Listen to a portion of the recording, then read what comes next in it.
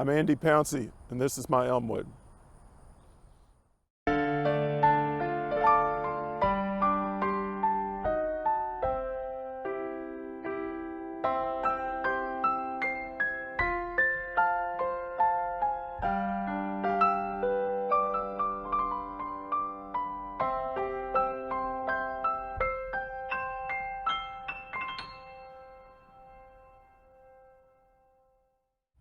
In the aftermath of World War I, wives became widows and mothers outlived their sons. There were over 100,000 Americans who lost their lives in the Great War from battle injuries and influenza, impacting those that they had left behind. President Wilson knew that there would be a great loss of life impacting many families, which in turn would have a negative impact on public morale. The mourning dress of that period would become a sign of defeat. He asked for help. Families of servicemen and women already had single-star flags hanging in their windows with a blue star. The solution was to change the blue star to a gold star and support the wearing of a black armband with a gold star. Mothers who lost their husbands or son or daughter in the war became a gold star mother. Davis and Nellie Cockrell had 6 children.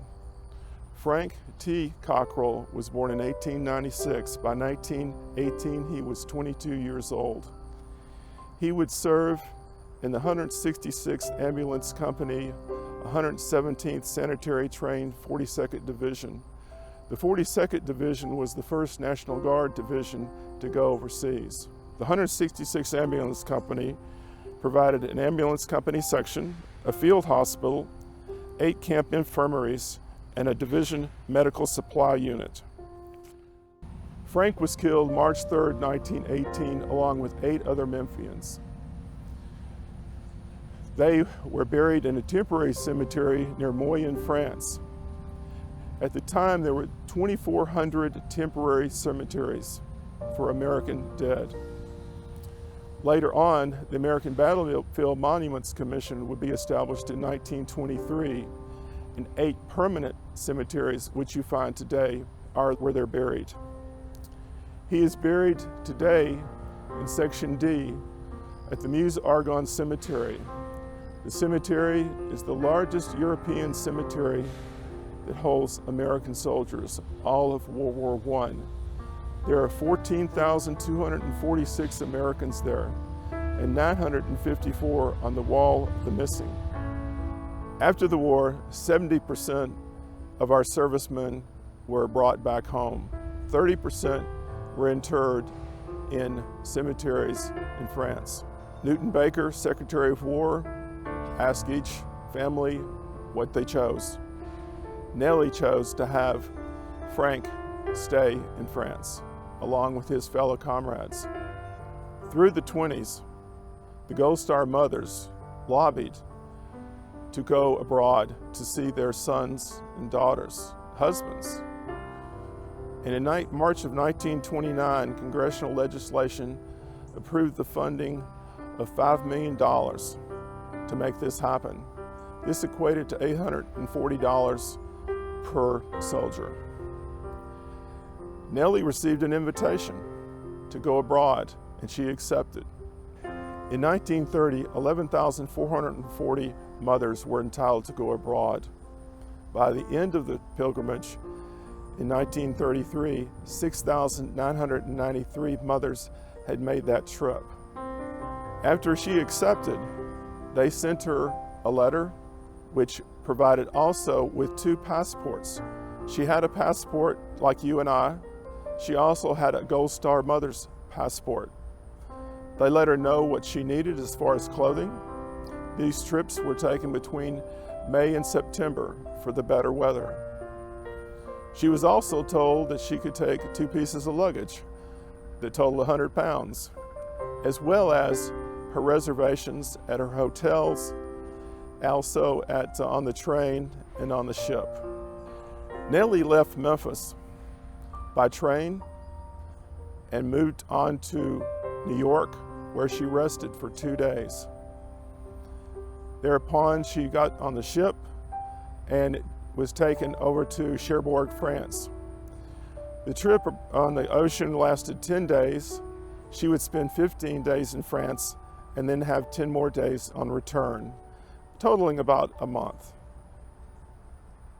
When she arrived, they entrained to Les Invalides train station in Paris. Lozère station was too crowded, and Les Invalides was a place where delegations came. It was a special station. Thereupon, she was taken to Hotel Imperador, first-class accommodations. The next day, they divided the ladies into groups of 25, and they began their day at the Arc de Triomphe, where they laid a wreath on the grave of the French unknown soldier. The balance of the day was spent traveling around Paris. On day 2, they loaded onto motor coaches and they traveled out into the countryside, and they were going to be housed in the vicinity of these cemeteries, either in the town or in cottages that had been temporarily set up by the U.S. Army Quartermaster Corps. They spent 7 days in the countryside. Initially, they saw historical points of interest, they saw battlefields, and they spent a lot of time at the cemetery where their son or husband was buried. For Nellie, that would be the Meuse Argonne Cemetery. They provided her the opportunity for a photograph beside her grave. They gave her a wreath that she placed at the grave, some more information on the cemetery itself, and a chair so she could sit down beside his grave and spend as much time as she wanted. After that time, they returned to Paris, where they spent 5 days seeing sights and such before returning to Cherbourg and the trip across the Atlantic to New York City. She arrived in New York City September 21st, 1930, and returned home to Memphis by train a day or two later.